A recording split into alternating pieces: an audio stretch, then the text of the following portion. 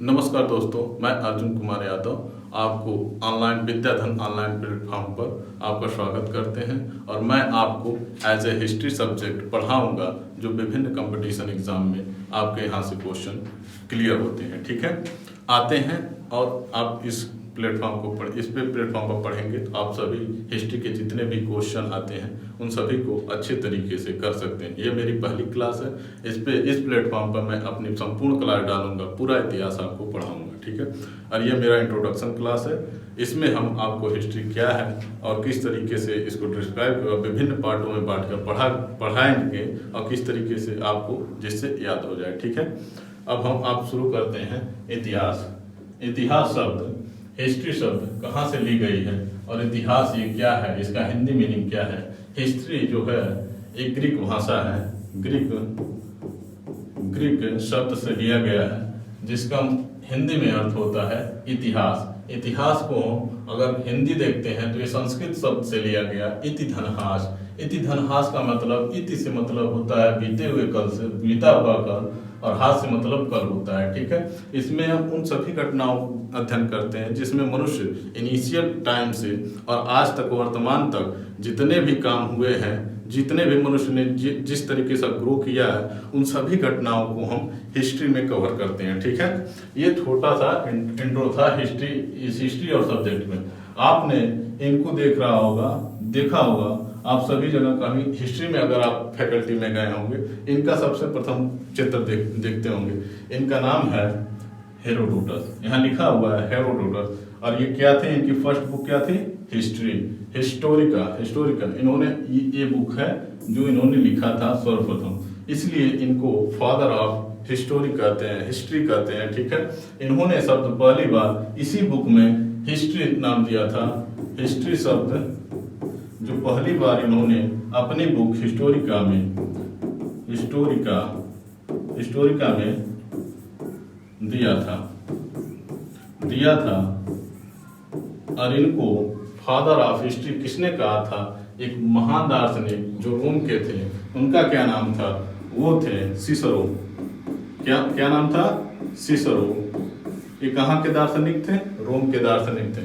इन्होंने पहली बार इनको फादर ऑफ हिस्ट्री कहा। और इनकी इस बुक के बारे में अभी हम थोड़ी देर में बताएंगे। इस बुक में इन्होंने क्या ऐसा लिख दिया जिससे इनको फादर ऑफ हिस्ट्री कहते हैं। ठीक है, इन सभी घटनाओं को हम एक थोड़ा सा इंट्रोडक्शन या परिभाषा देते हैं। ये इतिहासकार EH हैं जिन्होंने एक डेफिनेशन दी है हिस्ट्री की, थोड़ा सा समझने के लिए कि हिस्ट्री क्या होती है और हिस्ट्री में हम किन घटनाओं का अध्ययन करते हैं। इन्होंने लिखा, इतिहास अतीत एवं वर्तमान के मध्य एक अनवरत संवाद है। जैसे हमारा और आपका एक अनवरत संवाद चल रहा है, इसी तरह हिस्ट्री का भी जब पुराने समय से जो भी घटनाएं हुई हैं और वर्तमान में जो भी घटनाएं वर्तमान में हम लोग हैं, इनमें जो भी संवाद हो रहा है वहाँ से लेकर यहाँ तक, ये सब अनवरत संवाद ही करते हैं। ठीक है, अनवरत संवाद अगर थोड़ा सा डिस्क्राइब किया जाए तो ठीक है, तो इसमें मतलब अतीत से, हमारे बीते हुए कल से और वर्तमान के सभी बातों का अध्ययन अनवरत संवाद है। जैसे आज कल बीत गया तो ये भी अतीत में गिना जाएगा, और जो इस आज के महत्वपूर्ण घटनाएं होंगी इनका हम भविष्य में, वर्तमान में, भविष्य जो आएगा, हमारी जो पीढ़ियां आएंगी वो अध्ययन करेंगे।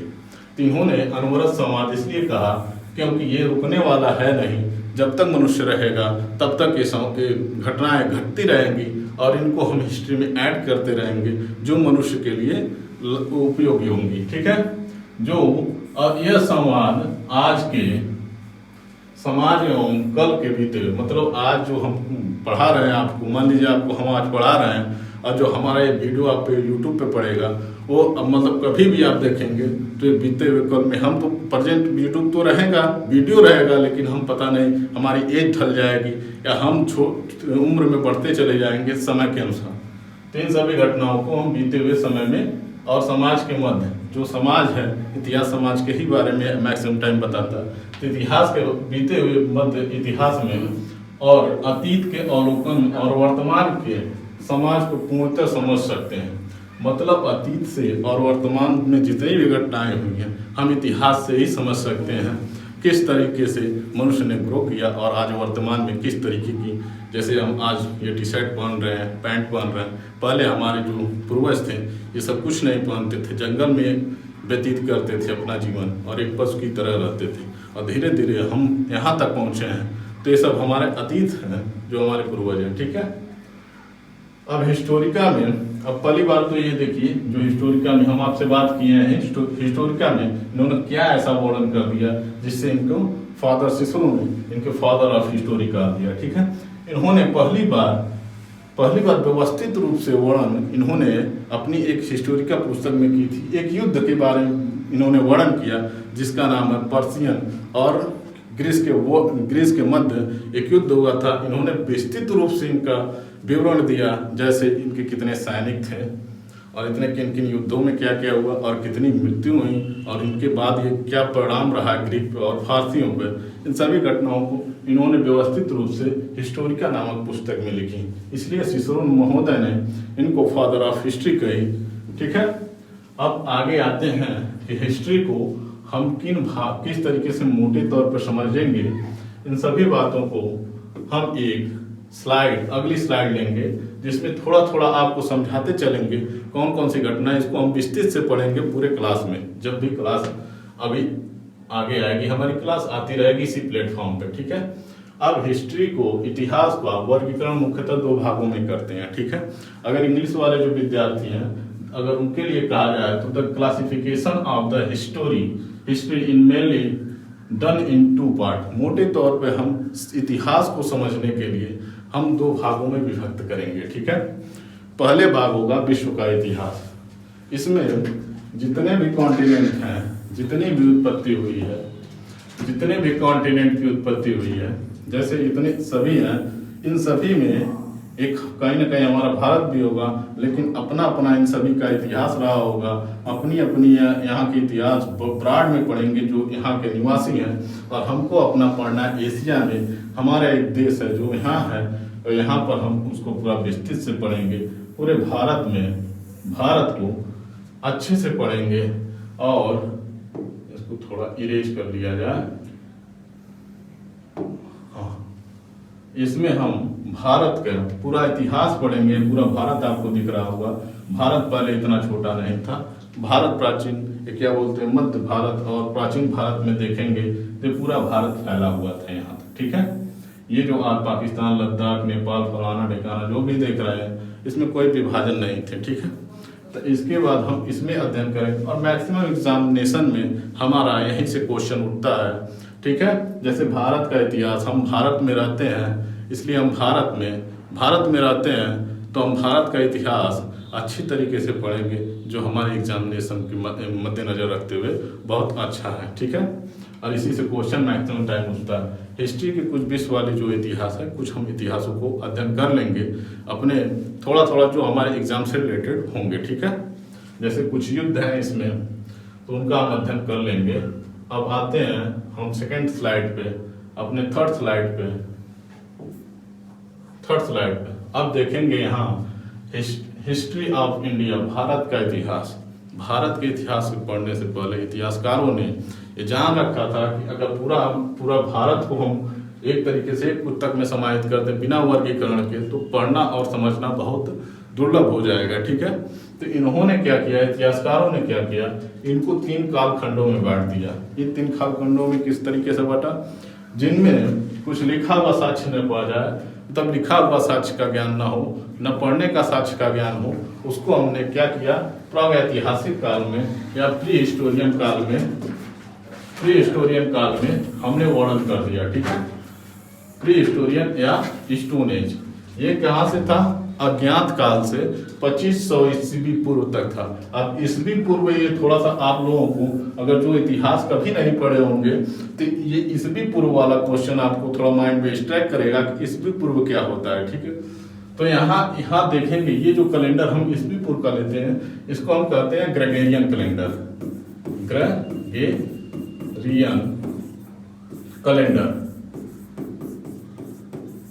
इसमें ग्रेगोरियन कैलेंडर में क्या होता है, इसमें हम ईसा मसीह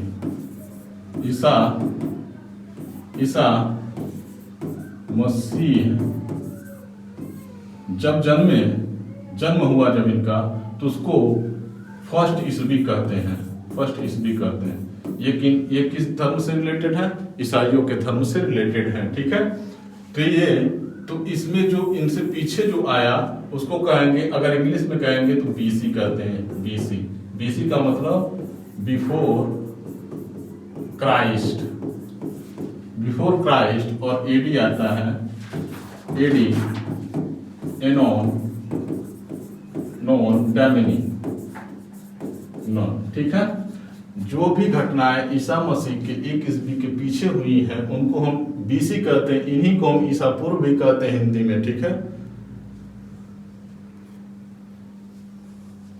ठीक है। तो इसमें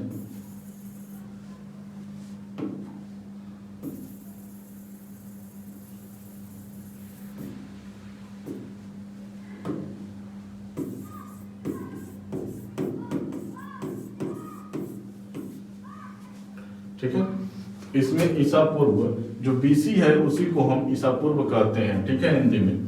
अब जो एडी है इसको हम ईस्वी कहते हैं, ठीक है, ईस्वी कहेंगे, ठीक है। आपने समझ लिया होगा कि ईस्वी और ईसा पूर्व क्या होता है, ठीक है। इसको हम थोड़ा सा यहाँ से हटाते हैं, हटाने के बाद हम आपको डिस्क्राइब करते हैं, इसको हटाते हैं, हम आपको पढ़ाते, ये प्री हिस्टोरियन एज पढ़ाते हैं। प्री हिस्टोरियन अज्ञात काल से 2500 ईस्वी पूर्व तक था, ठीक है। अब इसको अगर अभी थोड़ा सा इसको भी देख लें, एक तरीके से इन सभी वर्गीकरणों को थोड़ा थोड़ा डिस्क्राइब करके जान लेंगे, जिससे आपको आने वाले जो भी क्लासेस होंगी समझने में बहुत आसानी हो जाएगी, ठीक है। आप अच्छे से समझ लेंगे कि कौन सा पाषाण काल में था, कौन सा आद्य ऐतिहासिक काल में था और कौन सा ऐतिहासिक काल में, ठीक है। जब यहाँ लिखने और पढ़ने की कोई साक्ष्य नहीं मिले और चित्रों का ही वर्णन मिला, इसको हम हिस्टोरी क्या बोलते हैं, प्री हिस्टोरिक एज या स्टोन एज। इसमें क्या होता था, इसमें क्या होता था, इसमें जितने भी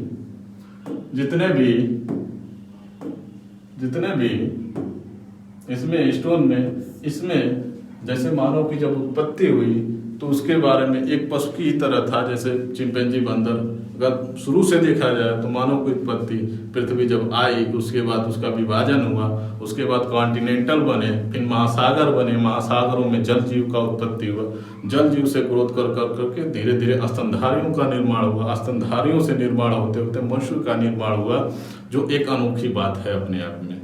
मनुष्य होना ही अपने आप में एक अनोखा बात है, जिसमें सोचने समझने की क्षमता होती है, हर जीव के साथ कैसे व्यवहार करना है, इन सभी शिक्षाओं से ही डिसाइड होता है कि मतलब शिक्षा, आप अगर ज्ञान है आपके पास, आप कितने भी छोटे क्यों ना हो, आप ज्ञान है आपके पास, आप एक बड़े विशाल ये अपना डेवलपमेंट कर सकते हैं। प्रागैतिहासिक काल में हम क्या बोलते थे, हम क्या थे, जानवर की तरह थे और हमारा काम था भोजन करना और जनन करना, दो ही काम थे, ठीक है। तो भोजन करने के लिए हम कोई अपना समुदाय नहीं बनाते थे, हम कोई अपना कुछ भी नहीं, मतलब ऐसा डेवलपमेंट नहीं था जिस तरीके आज दिख रहा है, ऐसा कुछ नहीं था। हम बंदरों और अन्य जानवरों की तरह ही रहते थे, ठीक है। तो इसमें क्या हुआ, तो हमारे पास जो हम भूमि पे थे या तो ट्री पे थे, ट्री से भूमि पे आए, तो भूमि पे आने के बाद हमारे पास क्या था, हमारे पास हाथ थे, पैर थे, कोई ऐसा हमारे पास शक्तिशाली अंग नहीं था जिससे हम क्या बोलते थे, जानवरों का आखेट कर सके। तो इसके लिए हमने क्या किया, जो मतलब पृथ्वी पर मिला पत्थर, उसका उपयोग किया गया, जिससे इसको पत्थरों का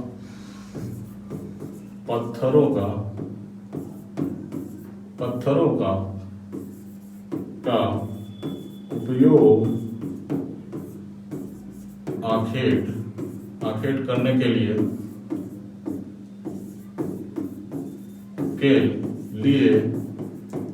हुआ था, तो इसलिए इसको हम स्टोन एज कर देते हैं, ठीक है। स्टोन एज में इसको थोड़ा सा रोकते हैं। अब इसके बाद यहाँ आद्य ऐतिहासिक काल या प्रोटो हिस्ट्री की बात होती है। इसमें हमें कुछ साक्ष्य मिले लिखने के, लेकिन अभी तक हम उसको पढ़ नहीं सके पूरे अच्छी तरीके से, ठीक है।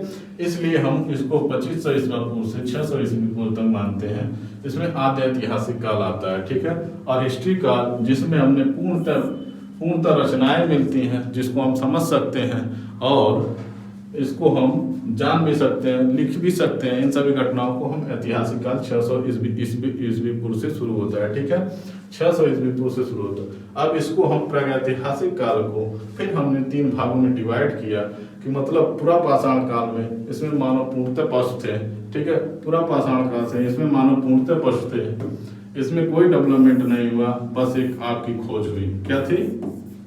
आग की खोज हुई, आग की खोज हुई, ठीक है। ये खानाबदोश की तरह रहते थे। इनका अगर देखेंगे अज्ञात काल से 8000 ईस्वी पूर्व ये इनका काल माना जाता है। अब मध्य इतिहास काल में इन्होंने क्या किया था? आग का उपयोग करना शुरू कर दिया था और इसमें जानवरों को भी पालना शुरू कर दिया था। इसमें क्या किया था? जानवरों को भी पालना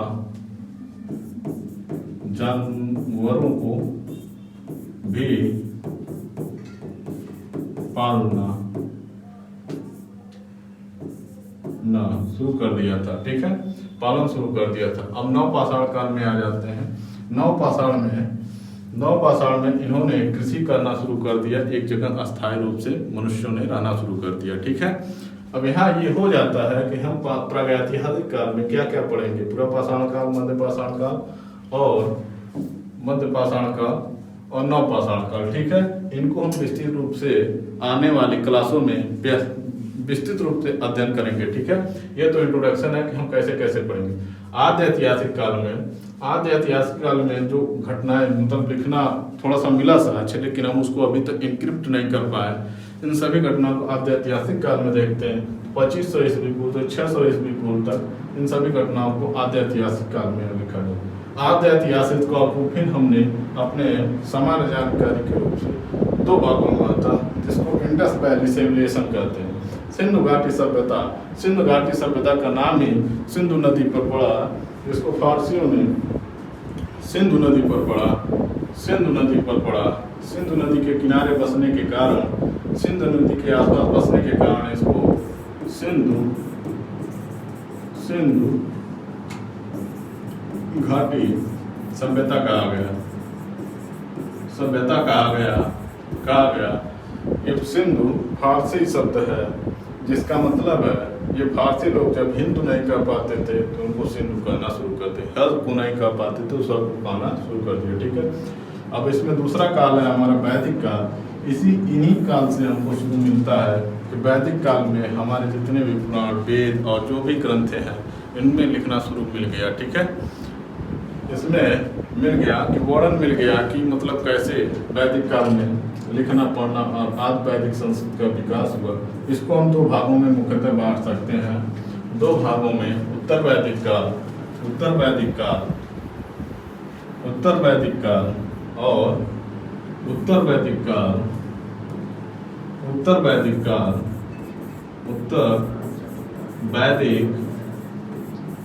वैदिक काल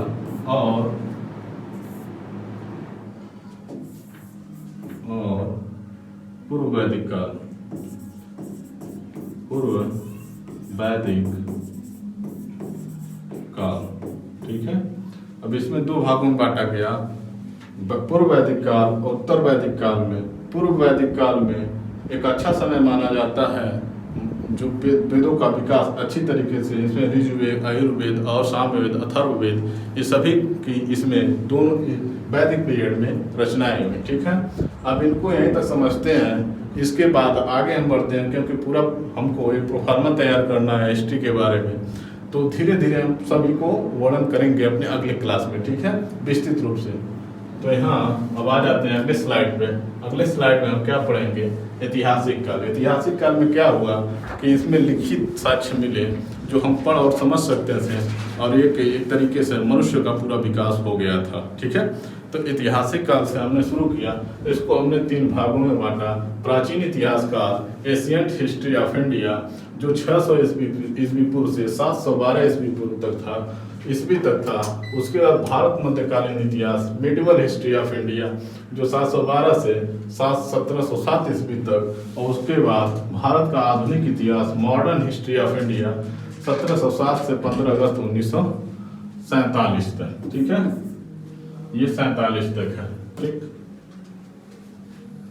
ये 47 तक है। तो हमने देखा कि हमने अपने आसानी के लिए क्या कर लिया, हमने अपने इतिहास को समझने के लिए हमारे इतिहासकारों ने बहुत अच्छे से इन 3 भागों में डिस्क्राइब किया। ठीक है, जिसमें हम भारत का प्राचीन इतिहास और भारत के मध्यकालीन इतिहास और भारत के आधुनिक इतिहास के बारे में वर्णन यहाँ इन्होंने किया 3 भागों में।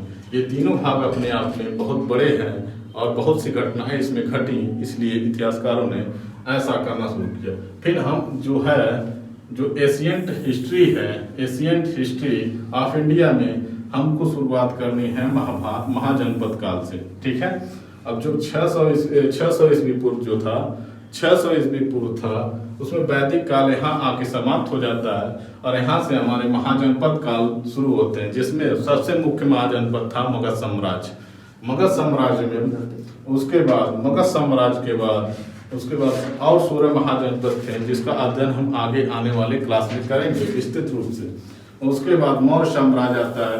मौर्य साम्राज्य में सभी जानते हैं 323 या 325 से 184 ईसा पूर्व तक आया। इसमें मुख्य रूप से चंद्रगुप्त मौर्य एक बहुत बड़ा शासक निकला। ठीक है, ये मगध का ही साम्राज्य के रूप में देखा जाता है।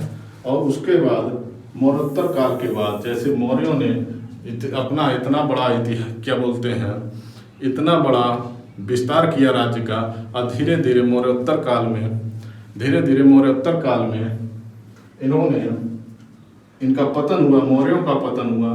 तो उसके बाद ये मौर्योत्तर काल शुरू हो गया। मौर्योत्तर काल बहुत छोटा काल माना जाता है एशियंट हिस्ट्री में, मुश्किल से 20 साल 25 साल का रहा होगा। ठीक है, और गुप्त काल जो है, गुप्ता काल आप सब लोग जानते हैं, श्रीगुप्त ने इसको संस्थापित किया था। और भी इसमें विक्रमादित्य एक महान शासक हुए, जिसमें विक्रत संवत भी चलता है। अभी आपके बाद इस क्लास में अभी इसमें इंट्रोडक्शन अभी चल रहा है, तो थोड़ा थोड़ा आप जानिए। उसके बाद हम पूरा डिस्क्राइब करेंगे अपने आने वाली क्लासों में।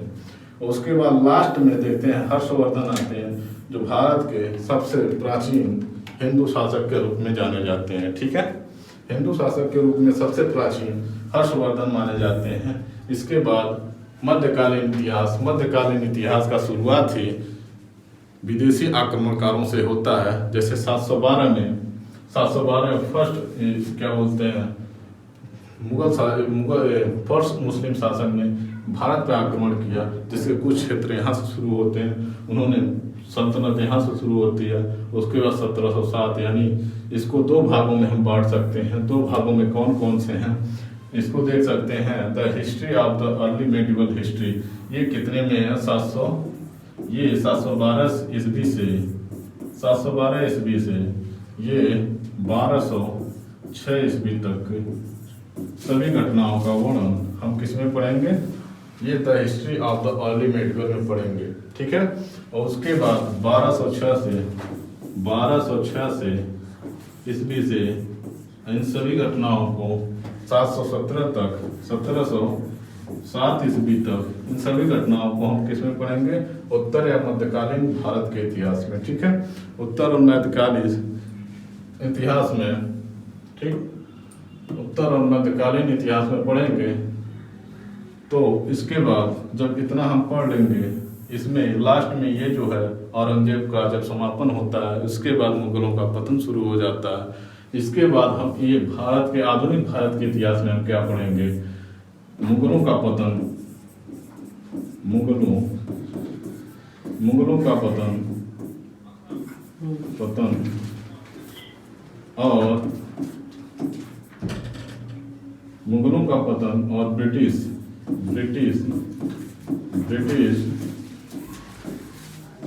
कंपनी का आगमन, ब्रिटिश कंपनी का आगमन, फिर और विदेशी कंपनियों का आगमन, विदेशी कंपनियों का आगमन, विदेशी कंपनियों का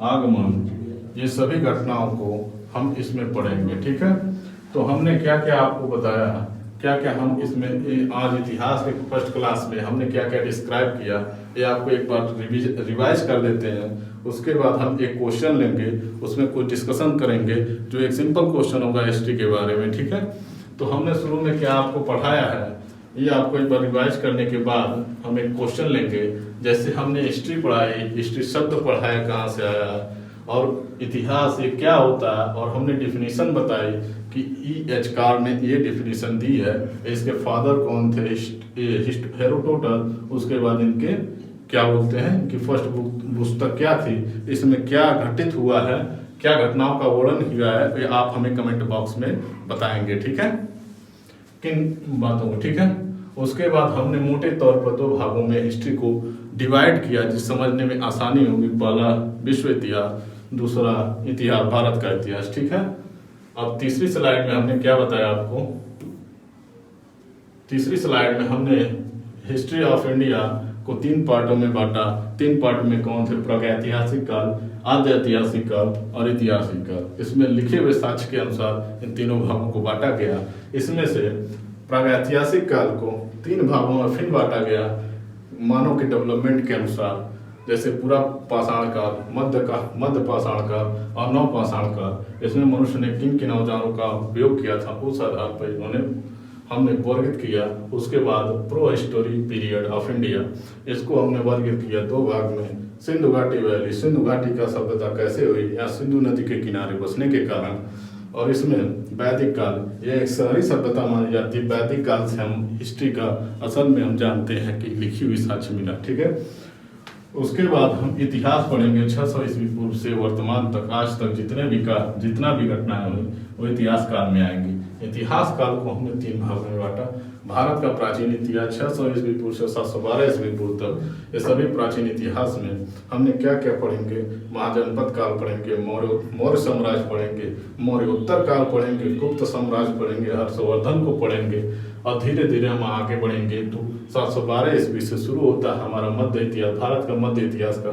मध्य इतिहास काल में हम भारत पूर्व मध्यकालीन इतिहास पढ़ेंगे, जब से मुस्लिम शासकों ने आक्रमण किया है और जब से मुगल दिल्ली सल्तनत तब तक शुरू होगी, वहाँ तक के सभी काल को हम कहेंगे पूर्व मध्यकालीन इतिहास। उसके बाद पूर्व मध्यकालीन इतिहास, उत्तर मध्यकालीन यानी 1206 ईस्वी से 1707 ईस्वी तक, इसमें जब तक ऑरेंज मर नहीं जाता है तब तक हम इसको क्या पढ़ेंगे, उत्तर वैदिक काल। और मॉडर्न हिस्ट्री ऑफ इंडिया में, मॉडर्न हिस्ट्री ऑफ इंडिया मुगलों का पतन से शुरू होता है, ब्रिटिश कंपनी आने के शुरू होते हैं, ये सभी घटनाएं हम इसमें पढ़ेंगे। और हमारे जितने भी आज़ाद हिंद फौज या आज़ादी के लिए जो भी हमारे क्या बोलते हैं पुरखों ने जिन्होंने बलिदान दिया, उन सभी के बारे में किस तरीके से घटना घटी, इन सभी का वर्णन हम इसमें पढ़ेंगे। अब एक क्वेश्चन होगा आपके पास, इसमें किसको हिस्ट्री का पिता कहते हैं, आपको पहली स्लाइड में पढ़ाया गया, who is known as the father of history. तो इसमें पहला ऑप्शन है हेरोडोटस, दूसरा ऑप्शन है सिसरो, और तीसरा ऑप्शन है प्लेटो, और चौथा ऑप्शन है अरस्तु। तो आप सभी लोग ने अगर ध्यान से देखा होगा तो पहला ऑप्शन जो है हमारा हेरोडोटस से ही होता है। ठीक है, हेरोडोटस जो है इन्होंने इन्हीं को फादर ऑफ हिस्ट्री कहते हैं। और फादर ऑफ हिस्ट्री किसने कहा था इनको, वो भी आगे वाले ऑप्शन में सिसरो महोदय ने कहा था। ये कहाँ के थे, ये रोम के थे। रोम के क्या थे, दार्शनिक। और उसके बाद ये थे ग्रीक के, कहाँ के थे, ग्रीक के थे। आपने प्लूटो का नाम सुना होगा, एक अच्छे दार्शनिक हैं। इनके गुरु कौन थे, सुकरात। कौन थे, सुकरात। ये कहाँ के थे, ग्रीक के। कहाँ तक थे, ग्रीक के थे। और इनके जो शिष्य थे वो अरस्तु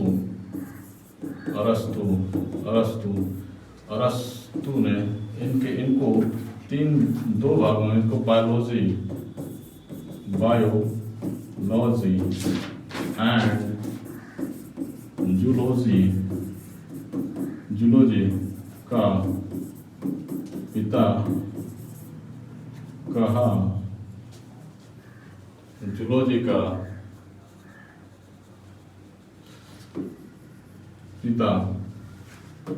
कहा जाता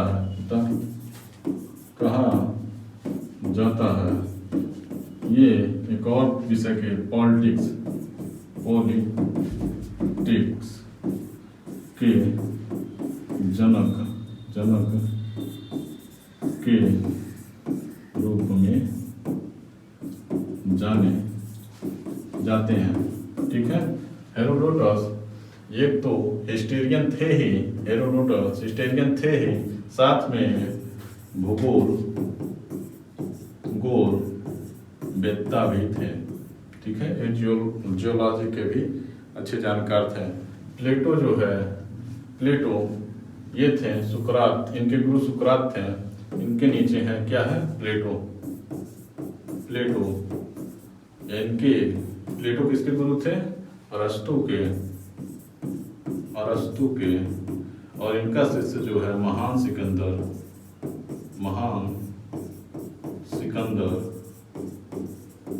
क्योंकि ये राजनीतिज्ञ थे, इसलिए इनका शिष्य महान सिकंदर जो एक शासक बना। ठीक है, और उसके बाद यहाँ सुकरात महान दार्शनिक थे ही। इन्होंने साइकोलॉजी पे बहुत अच्छा काम किया और विभिन्न सब्जेक्ट ज्ञाता थे। ठीक है, आज की क्लास यहीं तक। आप सभी को धन्यवाद। यदि आपको हमारा वीडियो अच्छा लगा होगा तो आप लाइक करें, सब्सक्राइब करें और अधिक से अधिक शेयर करें। जय हिंद, जय भारत।